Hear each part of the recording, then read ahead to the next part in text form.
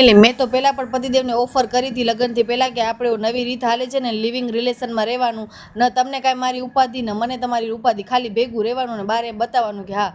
પણ એને એ મારી ઓફર સ્વીકારી જ નહીં. એ મને કે મોડર્ન જમાનામાં આપણે મેળ ન પડે, આપણે ગામડે માણસો, મેં તો ગામડે બામડે કાંઈ નહીં, આપણે થોડુંક થાવું પડે. પણ જો માન્યા નહીં, હવે એ મારા ખર્ચા ઉપાડે ને મને એની ઉપાધિ બધી કરવાની. હા ઠીક, ચાલો સવારે ઉઠીને સૌથી પહેલાં એમના કચરા પોતા વાસણ, એ તો બધું ઠીક, કચરા પોતા તો થતા જ નથી આજકાલ તો આવું જ બધું હાલે, રસોડો ને રસોડો. એમાં પણ તને થોડીક તબિયત બગડી ગઈ છે. સવારે ઉઠી નાહી ધોઈને મને આજે મહાદેવ પાસે જાવ તો સૌથી પહેલાં સાસુમાને ચાય આપી.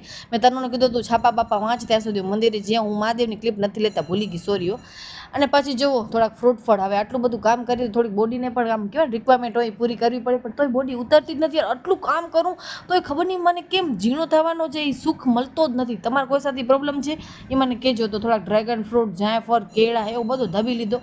અને આ ભૂલમાં છે ને રાતની ક્લિપ પહેલાં આવી ગઈ ને બપોરની ક્લિપ પછી આવી ગઈ. ખીચડી, ભીંડાનું શાક ને રોટલી ને બધા ભેગા બેસીને જમ્યા અને બપોરે ગ્રેવીવાળું ચણાનું શાક બનાવ્યું હતું. અને હવે પતિદેવ આવી ગયા. હાલો હવે અમે શું કરીએ.